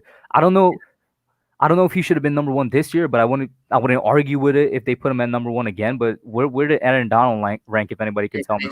They told me that Russell Wilson was number 2, so maybe number 3. I mean, I don't know. Well, he wouldn't be number 3 because Patrick Mahomes should be number 3. You're gonna even find it more trash. I think Patrick Mahomes was number 4. Wow. To say I love Russell Wilson, I love me some Russell Wilson, but to say that Russell Wilson is better than Patrick Mahomes, I can't do it. Yeah, he's number 3.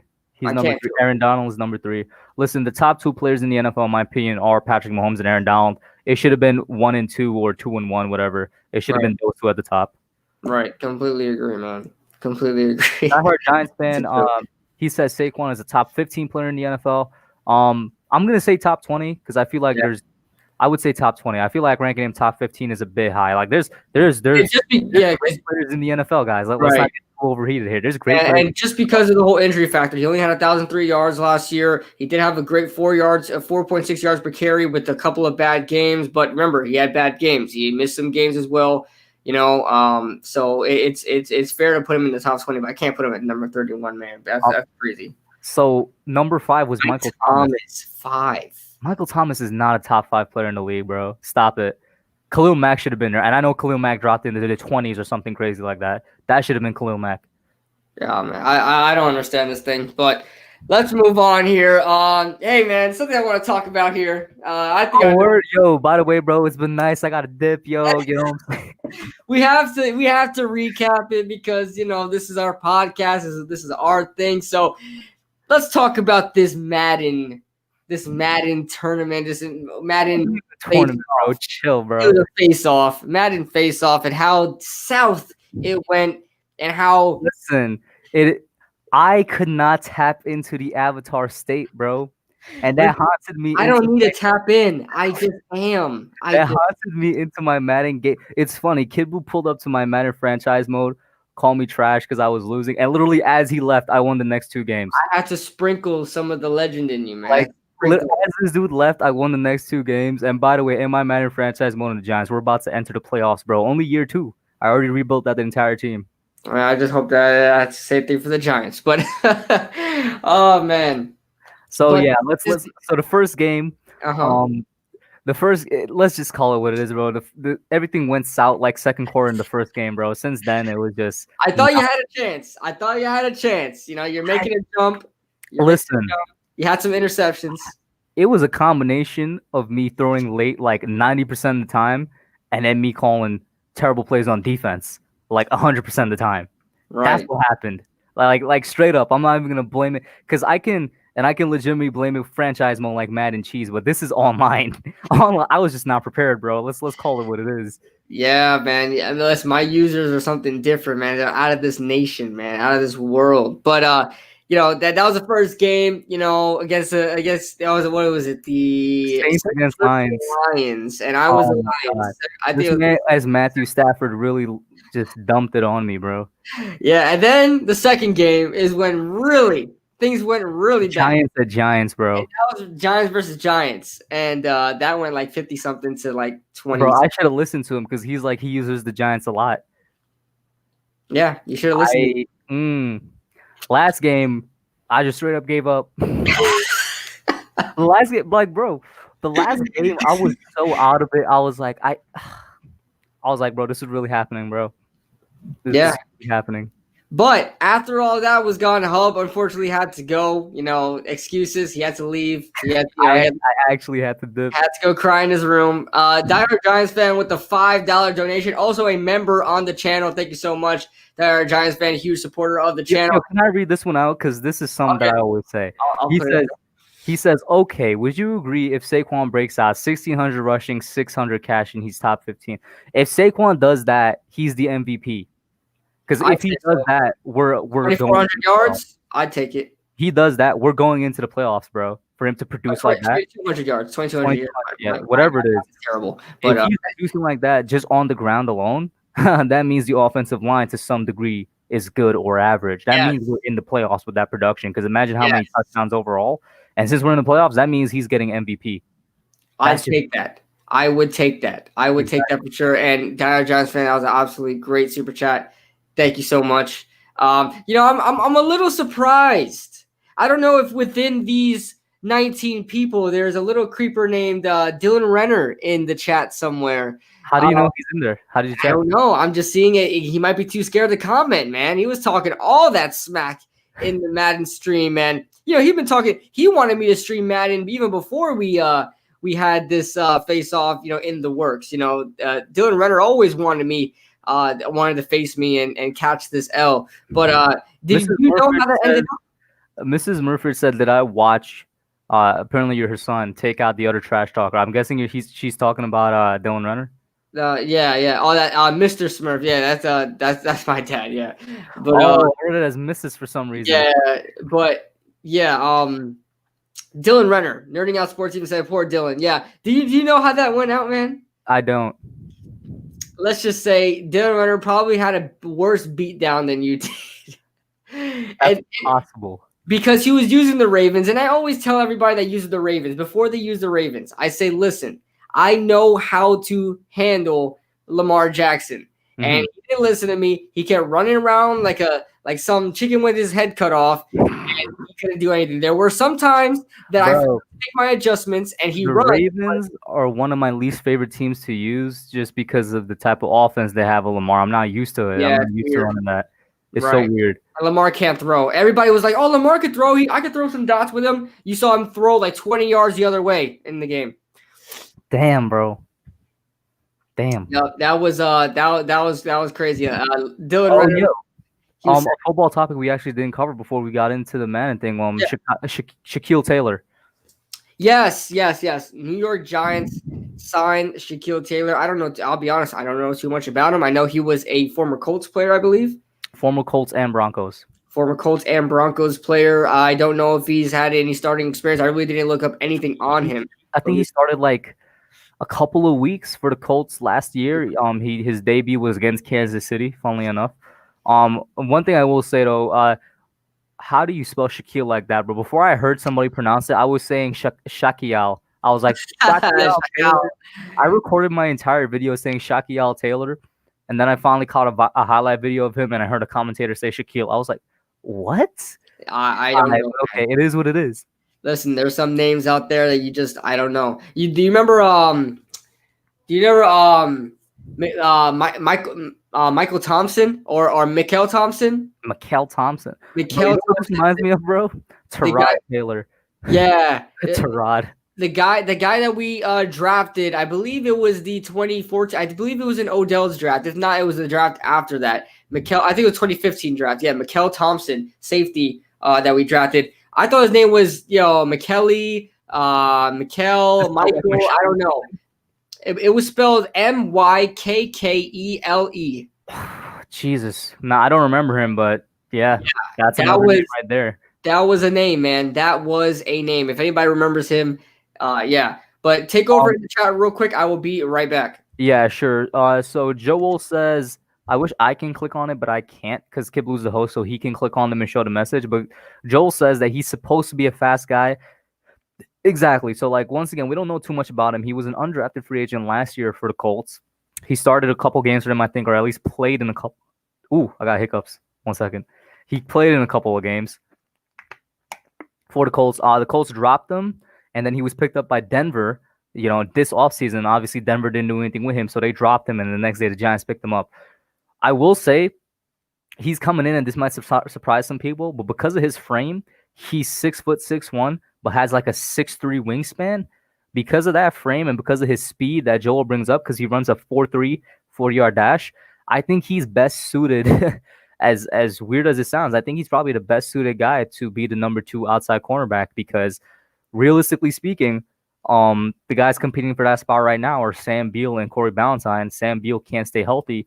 Corey Ballantyne, I really think is going to end up being a depth player in the NFL. And I'm not sure, between him and Shaquille, I honestly that would be a toss up. And I think Shaquille might get it because of his speed, and I think he's a better frame for an outside corner. And the reason I don't mention Darnay Holmes is one of the reasons I want Darnay Holmes to play on the inside is because Holmes is a little too small to be an outside cornerback, and he's a beast on the inside also. So that's another reason. But because of the frame and the speed, really the physical attributes, I think Shaquille might end up being like a legitimate contender for that outside cornerback role. He was having a good camp last year. He was actually dropped by the Colts twice. So he was having a good camp last year. They dropped him, but then they picked him back up. And then, he played in a couple games, and then they dropped him this offseason. So what I was telling the chat, basically, Kid Blue, is that I actually think Shaquille has he's probably the legitimate chance of being the number 2 corner because of his frame, the 6'1" body height, and then his wingspan, like a 6'3" wingspan, in addition to his 4.3 speed. Compared to the competition of outside cornerback right now is realistically between Sam Beal and Corey Ballantyne. I think he has a legitimate chance of making it to be that number 2 corner. Yeah, and Sam Beal is pretty much a ghost because I don't he's not going to be there for very long. Corey Ballantyne. Ballantyne is going to be an honest, competition, but this Taylor guy apparently has some experience in the NFL. He has some legitimate experience. That's why.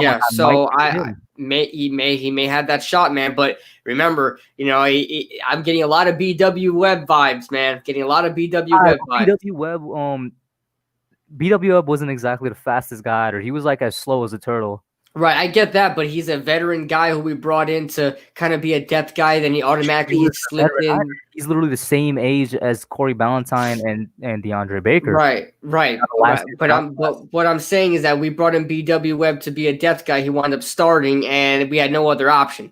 So because he beat out everybody else, but he was so bad, So I can see what you're saying, but I do think the Giants brought him in to be I literally do think the Giants brought him to be that second corner I because hope so, and I hope he. the physical attributes is what I'm looking at. Like, there's no way to judge, how he is mentally speaking and stuff like that because you can't find any tape on him. You can only find highlights, and highlights are cherry picked plays. But hey, man, I'll tell you what, he can't be worse than what DeAndre Baker was the first 8 games of last season, and he definitely probably has a better work ethic than him. I don't think he's gonna fall asleep in meetings or anything. So, DeAndre Baker first 8 games of last season, we're not gonna see that type of play anymore. I think. So do you think DeAndre Baker is not going to be a Giant anymore? Is that what you're saying? Bro, you know how hard it is to get off the commissioner's exempt list? It is. Has there ever been any player that got off of the commissioner's exempt list?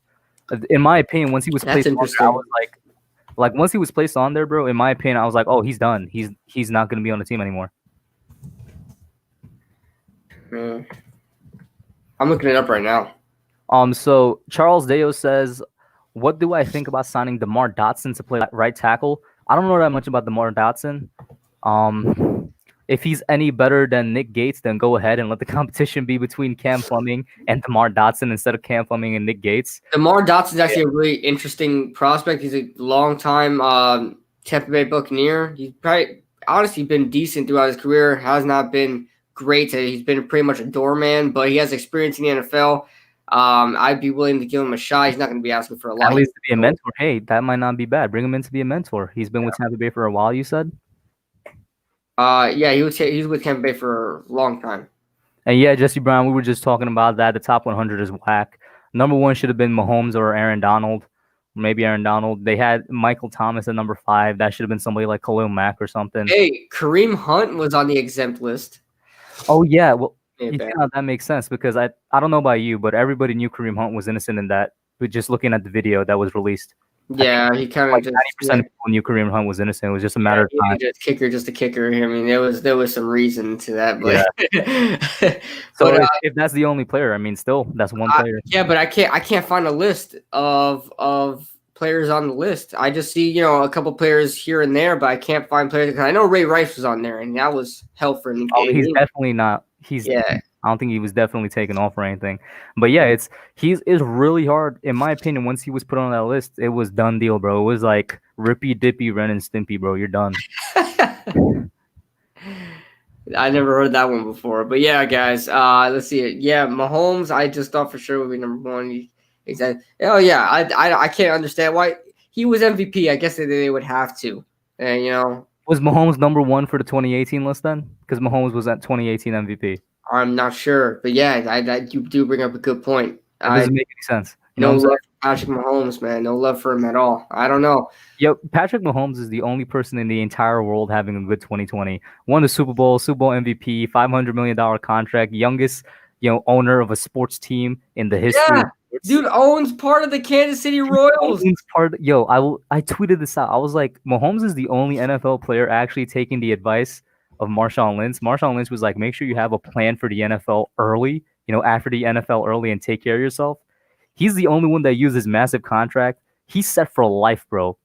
He's owner of the Kansas City Royals. Bro, you're making money until your great-grandkids die. I don't know how much stake he has in the Royals, but either way, if he invests in it, I don't know how much ownership he has or any kind of responsibilities he has, but he's in there at least. He's in there. Ray Lewis was on the exempt list according to Edward Chan, and he got off.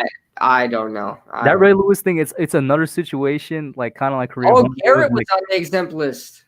Myles Garrett. Oh yeah, he was. I think it's getting. You're right. Back then, I think it was really pretty much a death sentence if you were on there. But I think they started to get a little bit more lenient just because of everybody hates Roger Goodell. So Roger Goodell is so inconsistent in what he does. I don't know. Sometimes I applaud for what he does. Sometimes I'm like, what the hell are you doing? What are you doing?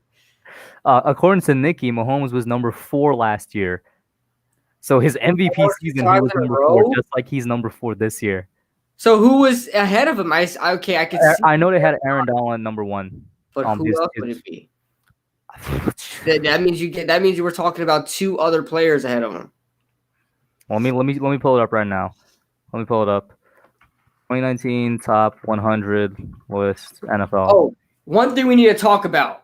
Drew Brees and Khalil Mack were ahead of him. That's trash. They should not have been ahead of him. That doesn't make sense. But one thing we had to talk about, Hub, and we mentioned contract talk before. Did you see Joey Bosa's contract? Yeah, I did. Listen. Weren't we talking about Joey Bosa last stream as well? We're like, yo, Joey Bosa might be a free agent next year, and I was like, maybe they're gonna re-sign him, and they extended him. I for some reason I thought they weren't gonna extend him. I thought they were just gonna re-sign him, and it just slipped my mind. Yeah, they could just straight up extend the dude. This dude got signed decent quarterback money. Decent. He got signed like average. Quarterback Now, money, average, right? But back then, you think about when Eli Manning got re-signed back in like 2015 or something like that. He was at like one of the highest paid players in the NFL at like $24 million a year. Joey Bosa is making $27 million a year as an edge rusher. Yo, did he break any record for like an edge rusher? Yeah, he broke the Who held it before? Huh? Who held it before? Was it Mack or Donald that held it before? I think probably Donald. And they were like 20 or 25 million, right? Somewhere around there. Jesus Christ. Yo, Bosa is a great player. He's not better than Mack or Aaron Donald. Let me tell you, he's not better than his brother. He's not. I'm gonna give Nick Bosa one more year, bro. No, I'm gonna give him one more year. Watching him in college, Nick Bosa, everybody would say Nick Bosa is better than Joey Bosa. Watching him in college, rather, but Nick Bosa out of the gate was better out in the NFL as well. I mean, he also ended up in a way better situation, though. Like right, a way better situation. I agree with that, but I'll tell you right now. We were talking about what would you sign Joey Bosa for? Would you want Joey Bosa on the Giants? Not 27 no million. way in hell would I sign Joey Bosa at $27 million. I was thinking like a $20 million. $20 million contract per year, but this man got 27, bro. I think the total amount it's worth up to 135 mil, right? The Chargers don't want to win, man. They don't want to win. They don't. They're not gonna re-sign Melvin Ingram. Yeah, because he's old. I mean, I understand why he's not that old. He's like 30, 31. I thought he was like 33. Oh, is he? I could be wrong. But not specifically for the Giants. I think any team could pick him up for like a 3-year deal, and it would be nice. Oh, yeah, it's 31. Okay. Yeah. 31. I think any team would be willing to pick him up on like a 3-year deal, and he'd be good. Yeah.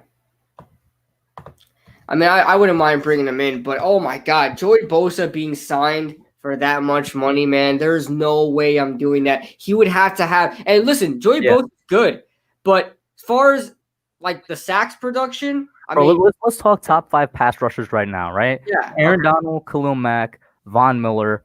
Who else would you have in there? Because I don't think Joey Bosa is top 5. I could be wrong. I don't think he's top 5 though. Top five either. Who else would you have in there? Let me just pull up a top pass rushers list. So I just have to refresh my memory. I don't want to miss out on anybody. Top pass rushers in the NFL, and then we'll kind of go through my list there.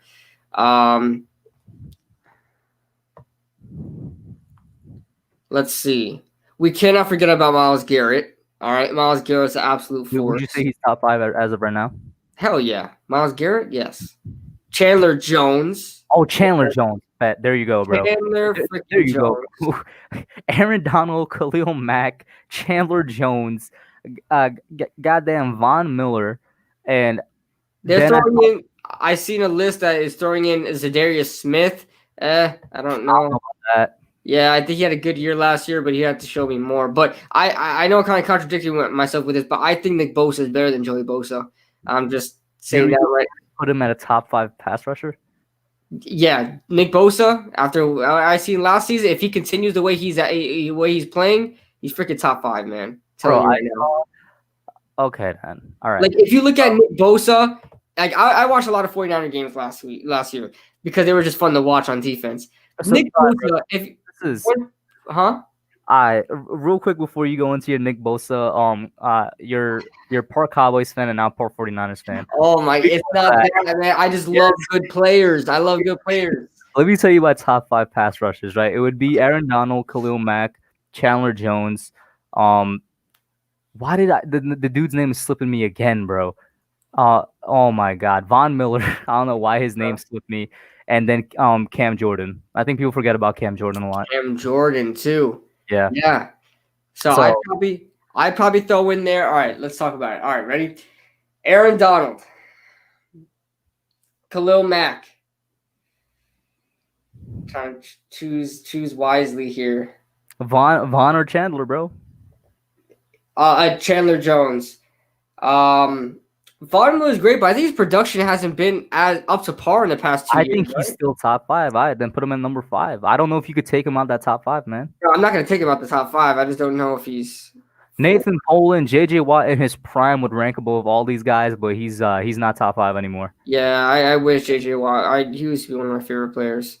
People are saying TJ Watt. I think TJ Watt, is coming into his own. I think he's a top. I think TJ Watt's more of a top 10 guy. I can't say he was a top 5 guy. Joe Yannick is definitely not a top 5 edge rusher. No way. So, I mean, he had 8 sacks last year, but I'll still count it. So, okay, so I'll have, so number 1, I'm gonna have Aaron Donald. Number 2, gonna have Khalil Mack. Number 3, Chandler Jones. Number 4, Von Miller. Number 5, I think I probably agree with you there. Chandler, I did forget. That's why I wanted to see a list. Right? Gotta refresh my memory on everybody because I know I'm gonna be leaving somebody out. And then after those guys I would still put ahead of Bosa, Myles Garrett. I would put Fletcher Cox above him, and maybe then I'd have Joey Bosa, maybe the 8th best pass rusher in the league. But then for you, it might be then Nick Bosa. Yeah, in my opinion, Nick Bosa. I think the guy's an absolute force. And then I probably put Joey Bosa right behind him. And Joey Bosa is a great player, a great pass rusher, man. Yeah, you can't forget DeForest Buckner, bro. I think people forget him a lot. DeForest Buckner, and people can't forget about the other Broncos pass rusher, Bradley Chubb. Yes, Bradley Chubb's coming into his own. He had an injury, bro. He tore his ACL last year, but he freaking he demolished the freaking rookie Broncos record. No, he didn't demolish. I think Javon Curse had more, still had more, but he had 13.5 sacks last year as a rookie. Something crazy, bro. Something like that. But Bradley Chubb, I knew he was going to be special the moment he stepped on the NFL field. But Giant Carv, I hope you're still in the chat. I hope I miss you. But Giant Carvinator, former giveaway winner on my channel, won a hat. How did you do that giveaway? Because I still haven't done my 1,000 sub giveaway yet. It is purely because I haven't had the time. How'd you do it? The Giant Carvinator actually won that giveaway back when I had my 2,000 subscriber giveaway was a while ago when I did that Buffalo Wings challenge. And I said who was my favorite player that wasn't a New York Giant. Like a guessing game? Yeah. Who was my favorite player that wasn't a New York Giant? The first person to get it wins, and it was David Johnson. At the time, David Johnson. David Johnson, bro. What were you thinking back then? What? Back then he was a nasty boy, man. When did you hit 2,000? What year was this? This was 20. I think it was 2019. I think it was 2019. No. Still I know he went through his he went through his injuries, okay? Bro, he hasn't been good since 2015. That's 4 years removed from 2019. What did he know? He had 3 good seasons. He hasn't been good since 2015, bro. He wasn't even in the league in 2015. What are you talking about? Hold up. David Johnson has not been in the league. David Johnson's a 2016 draftee, man. Look. No, it was 2016. I meant he came in the league in 2015. His exploded season was 2016. Yeah, he hasn't been good since 2016, bro. Let me see. So I was 1 year off. I don't care. David Johnson was my favorite freaking running back. I don't care what anybody says. Okay? Hey man, bro. In 2019, when we already had Saquon, shaking my head, bro. No, I said that wasn't a New York Giant. You have to guess. Okay. Yeah, you have to guess the player that wasn't a New York Giant. David Johnson, I wanted to move past his injuries because I know he was a great player without his injuries. And, now he's a Houston Texan now. Let's see what happens over there. But I still follow him. Giant Carvinator says, hey, man, I got a great hat out the deal. Yeah, I appreciate you participating, Giant Carvinator. I appreciate that. That's going to be my giveaway, too, because I can't exactly give away anything bigger yet. Yeah, at the time I couldn't either, yeah. And I probably still can't right now either, so. Yeah. So, I mean, you got any recommendation? I don't want to do do you know if there's a way to load them up in some type of random generator, all the sub names? There is websites like that, a random generator sub kind of thing, where you put Yeah, I don't know how you do it. I guess you put the link from that YouTube video in there. It displays all the comments or something like that. I can't remember. I But bet. it does come up with a generator. There is a generator out there. Nice. I think that's what I might do. I still don't know when yet, but I mean, if you guys are listening, should be soon. It's gonna definitely be before the season starts. I'll tell you that. When Yeah, you yeah. guys, whoever Giants fan or not, you get your team hat before the season starts. Yeah, guys. Let's see. Nathan Poland says, I think Joey is better than Nick. Well, that's your opinion, man. Hey man, Nathan, I'm with you. I say give Nick one more year. I'll The tell you only right reason I'm now. not putting him above yet is because he's just had one season. I'll tell We you right know now. what could happen. I know Nick Bosa has a lot better talent around him, but if you just watch what Nick Bosa did versus the Browns last year, just that game alone will But the convince you. Browns' offensive line last year was like the 20th. I get it. I understand. But Nick Bosa, like no joke, Baker Mayfield was terrified. Like as soon as he snapped the ball, the freaking the slow-mo replay camera had Baker Mayfield like, oh, he's coming again. Bro, what I would pray for Leonard Williams or Marcus Golden to be that for the Giants this year. Oh my Jesus. God. I just want Leonard Williams to be, everybody. When Leonard Williams was coming out of USC, everybody was like, oh my God, this guy's the next Aaron Donald. This guy's the next Aaron Donald. Please be that for us. Wait, but Aaron Donald was taken in 2014. I don't think Aaron Donald really hit his stride until like 2016, right? No, Aaron Donald was always good, dude. Everybody said he was the next Aaron Donald. Because they're just 1 year apart, I think. No, Leonard Williams was, I believe, was he? He was 2015 draft, and Aaron Donald was 2014, I think. And Leonard. Yeah, you think Aaron Donald ends his career on the Rams? Yeah, but even so, everybody knew Aaron Donald was great. And I'll tell you right now, when I watched him out of USC, people did say that this guy was going to be another Aaron Donald because his certain build. Aaron Donald was like Aaron Donald is inhuman. He's literally the mountain from Game of Thrones. He's like a 6'5", 270-pound dude with a six-pack, bro. That doesn't make any sense. That doesn't make any sense. Aaron Donald, he's literally like an outside linebacker, but in a video game, you just scale him up. He doesn't look like a defensive tackle, bro. Check this out. Aaron Donald played all 16 games in his rookie year, only started 12, and as a defensive tackle, guy had 9 sacks. Yeah, he was a beast since the beginning then. 13 quarterback hits. I mean, 18 tackles for loss. Yo, look at this. Charles Dale brings up a good point. This is another reason I won't put Nick Bosa over Joey yet. Josh Allen's numbers were just as good, and he doesn't get as much hype as Nick Bosa gets.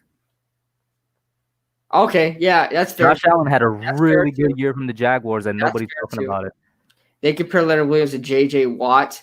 I mean, I don't really see it. Their energy is not the same. J.J. Watt it was more of a faster power guy. If you mind, Aaron Donald and Leonard Williams compare much better than. I'm about to debunk Charles Dale and Giant Carbonator, because one of the famous arguments for Leonard out is saying that he had great time. Listen, it's literally the same situation with Lorenzo Carter. Lorenzo Carter, his rookie year, actually had less time than O'Shane Ximines did, and he had damn near similar stats his rookie year. What happened? We all got in the same thing. We're like, yo, imagine what Lorenzo Carter can do with more time. He got more time. He didn't really improve at all. Don't put it out the question that the same thing can happen with O'Shane Ximines. It's literally like a mirrored situation, exactly the same. Down to the percentage of defensive snaps they played is like within 5% of each other their rookie year, and they had the same stats. Right, and sometimes players perform better when they're not put in that big role. When they're rotational guys, sometimes they perform a lot better. I mean, that's just what it is. When a team doesn't have to game plan just for you because you're the starting guy, you're the guy they're putting out there. Exactly. It's good when you're coming in as a rotational guy every once in a while and you switch it up, make something different. That's why there's a lot of successful running backs in the NFL, like Darren Sproles. Was he ever a lead back? No, not really. Darren Sproles was always used in certain situations that made his money that way. Exactly. Online Big Blue Sports says Leonard Williams had 3 sacks his rookie season. Yeah, Leonard Williams I'm telling you, these USC players are just terrible. That's why I hold no stock in Austin Jackson that came out of the draft this year. That's why thank God, bro. That's why thank God our boy Olawale Batiku transferred out of USC when he had the chance, bro. Yeah, he saw what was coming, bro. He's like, I can't stay in this college. Yeah, he even said it. He felt like he could get things done better in Illinois, and that's why he was a lot more productive in Illinois. Went to Illinois, had like 9 sacks. Come on now. Yep. So I don't hold any stock in USC players. I know you could tell me about Carson Palmer. You could tell me about Sam Darnold. We'll see. Palmer's probably the only good USC player to come out ever. Exactly. USC players are great at getting a paycheck, even in college. Yeah, I think they have some kind of thing going on. But California colleges in general and Florida colleges, they always got something. Oh yeah, and Nelson Aguilar also comes from USC. I mean, I could just name a bunch of guys, man. Bro. Nelson Alligator Arms Aguilar, bro. I think Reggie Bush is probably the best guy to come out of there. Reggie Bush probably the best guy from USC. Yeah, but that's pretty much it. Like, you got freaking Matt Leinart. Bro, right? But that's because Reggie Bush came out with Saquon hype. No, actually, he came out with more hype than Saquon came out with. Oh, so Reggie Bush was the guy because he won a Heisman. Yeah, So even though he underperformed because he came out with so much hype, the underperforming was still a good performance. Yeah. Mickey says Ronnie Lott and Marcus Allen is the only good players. Yeah, I mean, I didn't even know that. So, I mean, yeah, they got a couple guys out there, but you see the guys that are drafted it's sprinkled in, just sprinkled in there somewhere. It's sprinkled in. Sam Darnold stinks! I went to, I'm like, exactly. Yo, let's talk about that real quick. It's a topic that we talked about for basically the past 3 episodes, but it's a very relevant one, man. Mm-hmm. We haven't talked about. We talked about the 2019 quarterback class, but we haven't spoken about the 2018 quarterback class. Sam Darnold, Baker Mayfield, Josh Allen. I think we all know at this point Josh Rosen is a bust. Lamar is so far the only sure thing. So let's talk about the other 3, man.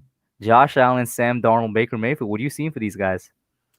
Ah, man. Yeah, Lamar Jackson was in there too, right?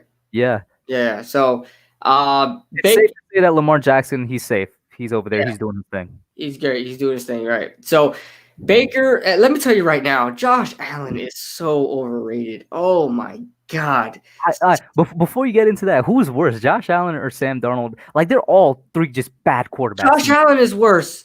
Josh Allen is worse. Josh Allen is barely even a quarterback. Josh Allen is Tim Tebow 2.0. I love me some Tebow. Trust me. But Tebow was a terrible freaking quarterback. Okay? I love me some Tebow, but he was a terrible quarterback. Okay? I can't disagree with what Mikey said. He says Lamar is the only good one. As of right now, I would agree with that. And it's crazy to think that 5 quarterbacks came out. Everybody was so hype about that draft class. Oh my God, 5 quarterbacks came out. Let me tell you right now. Only one of them looks good. Everybody's argument when I talk about Josh Allen is that he has a huge arm. Jay Cutler had the biggest arm in the NFL for years, and nobody talked about him being a good quarterback, because he wasn't. Jay Cutler was not a good quarterback. But yeah, he had the biggest arm in the NFL. If you look, Jay Cutler also had no type of passion for the game. Yeah, Smoking Jay, man, Smoking Jay right there, man. I low key respected Jay Cutler, man. He was the most chill. I would sit down and have a conversation with Jay Cutler, just chill with him, bro. I would get from Miami, and everybody was freaking out because they're like, he really doesn't care about the game of football. Why did you sign him, Miami? Exactly. You saw that one time where he ran a play as a wide receiver. He just stood there. Yeah. Didn't even try to run. But let me tell you right now, Josh Allen's terrible. Watching him in Wyoming, I was like, how on God's great earth is he a first-round prospect? Because this guy threw absolute lasers when he was on the run. But in the pocket, this guy was throwing ducks. I mean, I thought like we were in some kind of alternate universe, because this guy looked like a great quarterback on the run. Russell Wilson-esque. He has the worst accuracy when it comes to just being in the pocket, bro. Yeah, in the pocket, he would just overthrow guys. Even terrible Wyoming players, wide open, missing them. Bro, Bills fans actually try to defend the fact that he improved his completion percentage from his rookie year, but they really love to ignore the fact that completion percentage is 57%. That's trash. They just because they have Cole Beasley and John Brown and a bunch of these other, average guys. And I want to say real quick, KB, while I think Josh Allen is bad, I do think Sam Darnold is worse. And the reason I think Sam Darnold is worse is because I'm going to go back to something you said earlier. Having a terrible rookie year can destroy a player. I think that's exactly what happened with Sam Darnold.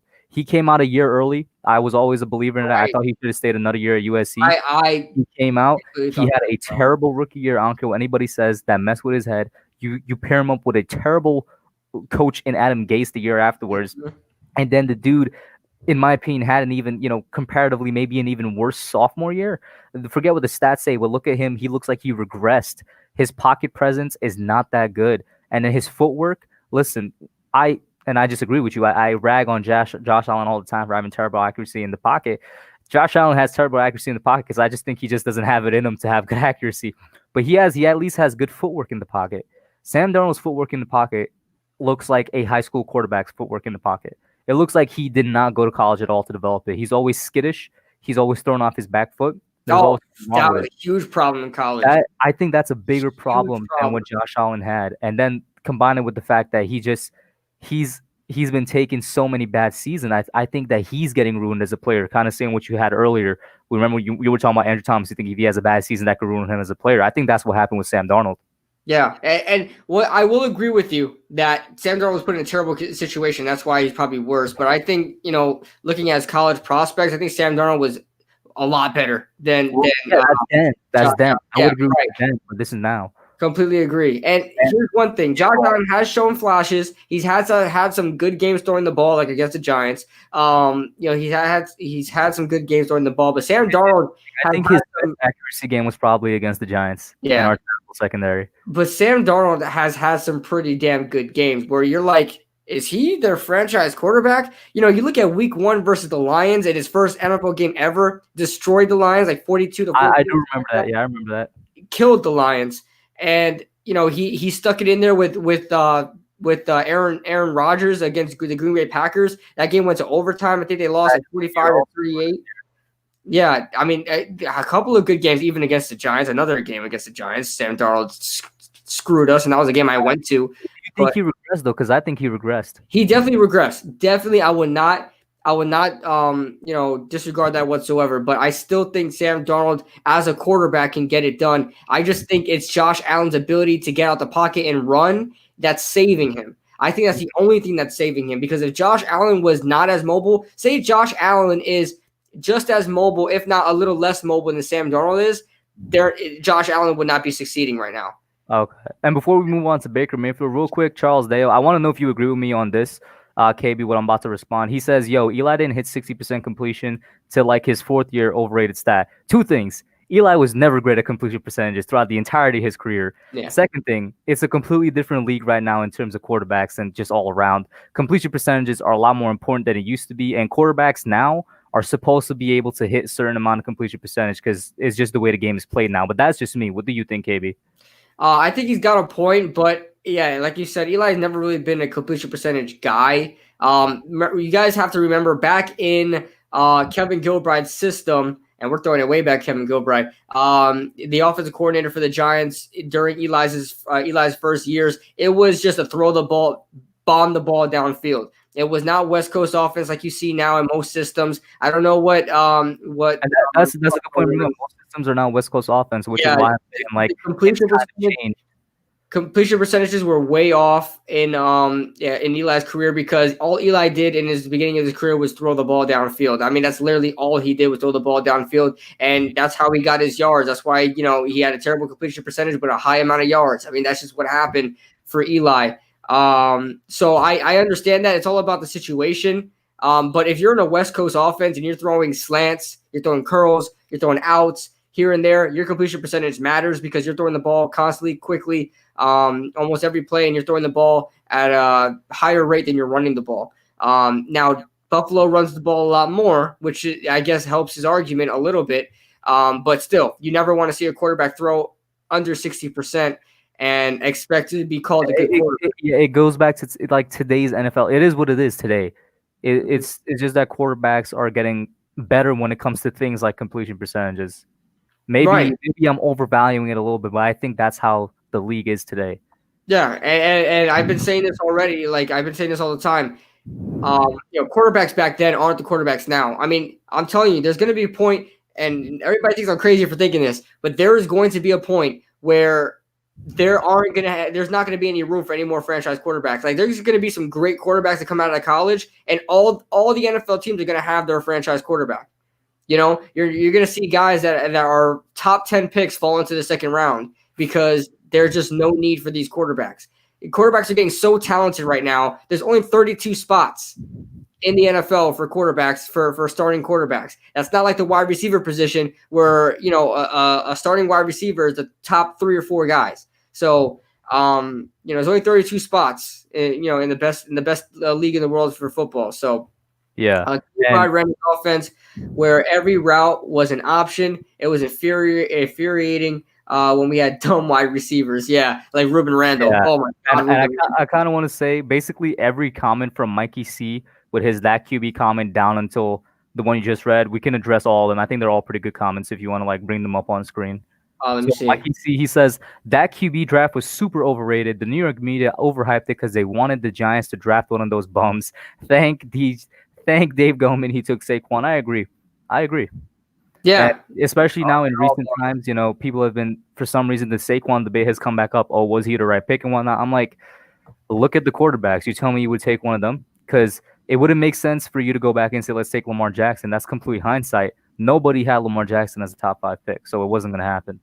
Yeah, and on top of that, I mean, I think we could finally put this down to rest now, the whole Saquon Barkley argument, because First Take, believe it or not, Max Kellerman was still going. He's a supposed Giants fan that loves Saquon Barkley, but still would take Sam Darnold over Saquon Barkley for whatever God-given reason. Max, how are you fixing our run game? I feel like everybody forgets 2017. We had the worst run game in the league. No, because automatically we were supposed to, wake up and then draft Nick Chubb. So. Okay, yeah, Nick Chubb was gonna be available there because we don't know how the draft is going if we take Sam Darnold. We could definitely predict that Nick Chubb is gonna be available. I'd take a generational player over a average quarterback any day. Yeah. Joel says Darnold hasn't butt fumbled yet. Yo, he got that going for him. He hasn't butt fumbled yet. And another thing that Mikey says, Sam Darnold is the next Andy Dalton. And one thing, that's not that bad if he is. The Ginger Twins. Yeah. You gotta remember that. But if he is, that's not that bad. Here's the thing. I don't think Andy Dalton is as bad as people say he is. That's what I'm saying. Yeah, if he turns out to be the next Andy Dalton, that's good. I'm crazy, but I don't think Andy Dalton's that bad. But I think Andy Dalton isn't great, and that's probably what he's hinting towards. Andy Dalton is the epitome of like an average quarterback. But at the same time, he has the potential at times to perform better than an average. All right, Lestat, I'll see you later, man. Peace out, Lestat. Thank you for tuning in. But let me tell you something. Andy Dalton would be like an MVP candidate every single year for the first 5 weeks of the season and just fall off a cliff. I mean, that's literally what happens every season. He would always be a passing leader. He would always be a touchdown leader. He would always have the most wins. I mean, I'm telling you, Andy Dalton was in the highlight reels the first 5 weeks of the season all the time. I think it was 2018 where the Bengals started out like some crazy like 5-0 or something. Dude, I'm telling you, Andy Dalton is not terrible. I think he just slowly falls down the cliff. I don't know what it is. Yeah. Next one I think we could bring up is saying that Giants offense from 2005 to 2008 throw it up to Plaxico. That's very true. Throw it up, man. That's what it was. Exactly. Bradley Chubb would have been my pick. I'm happy we got Saquon. Yeah, Bradley Chubb was a good option too. Good option too. He was a legitimate. I remember at that time, Bradley Chubb was a legitimate option. Because I do value edge rusher versus more than running back. I feel like you can find a running back anywhere, and I think Bradley Chubb may not be a generational player, but he's damn close to being a really good edge rusher. He is a monster. So if the Giants went in that direction, now I was preaching Saquon. Another thing that was very realistic is Quentin Nelson. Quentin Nelson was another name being thrown around. I love Quentin Nelson. He's the best offensive lineman in the league. I just don't know if I would draft that high for a guard. And it's not like number 3. No, he didn't go number 3. He went top 5, didn't he? Or top 6? He went 6. Yeah. So I mean, there was no way we could have traded down for him either. So. Giants Alliance is coming in for the challenge, bro. What's going on? Giants Alliance, I heard you're good at Madden. Giants Alliance, I don't know if you're worthy. I don't know. I don't want to wake from my slumber again, but let's just say I'm like 40-0 on Madden streaming. Aren't you 21-0 now, bro? Huh? Aren't you 21-0 now? 3 games and I beat Dylan Renner 1 game. Okay, so okay, Okay.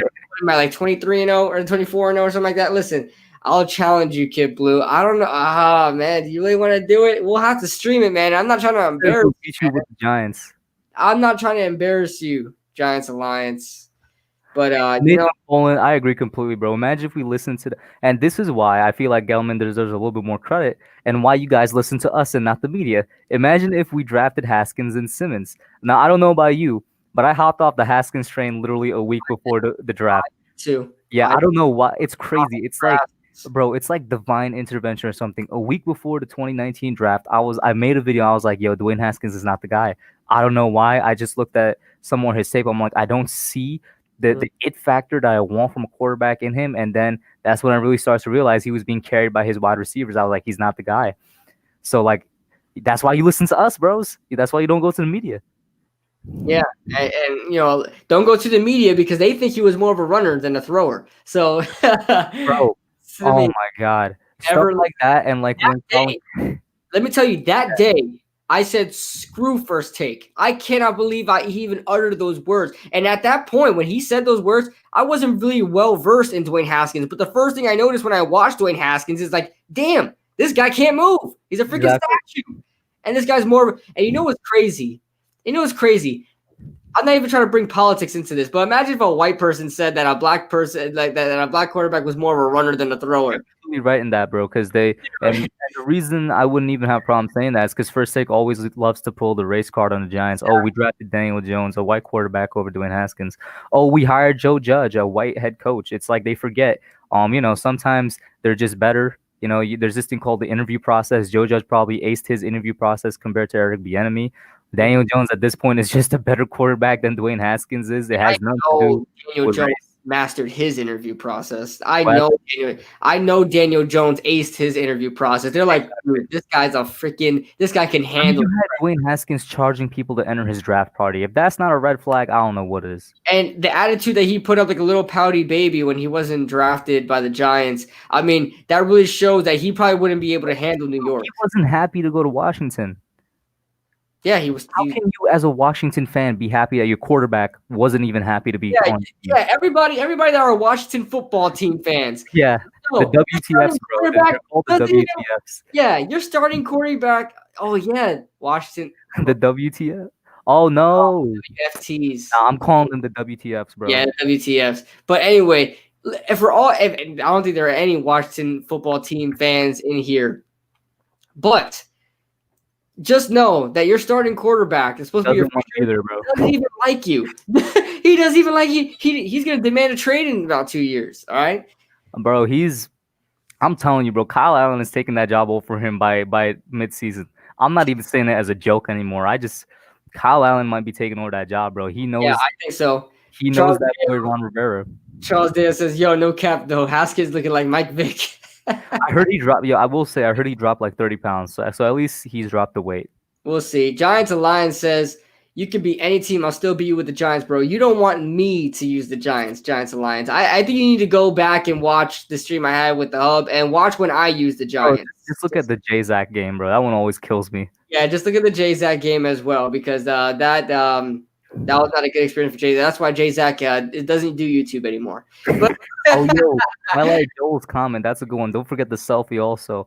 On his first game-winning drive, his first win, he didn't even take the knee and finish the game like a real quarterback. He went off to the sidelines and took a selfie. Wait, who is that? Dwayne Haskins. Dwayne Haskins, yeah. Yeah. Selfie. Yeah, he can't handle New York, man. There was no way he would have been able to handle New York. No exactly. Way. I got to dip in like 2 minutes, KB. Yeah, let's wrap this up right now. But guys, thank you guys so much for joining. This was another great stream. A lot of stuff to talk about. There was never a dull moment. You guys are awesome. Thank you so much for joining the stream. Make sure you guys like on the way out. It's going to help the algorithm, help out the channel. Make sure you guys check out the Hub. Check out his channel. There's a lot of Giants content, a lot of great Giants content. You guys will not be disappointed, like I said before. But yeah, we do this show every 2 weeks on my channel. but it's every week on our respective channels. So next week, it's going to be on the Hubs channel. So make sure you guys tune in. It's been an honor. It's been a privilege streaming with you guys. And thank you guys so much for staying in the stream. Thank you guys so much for the super chats. And we will see you guys next stream.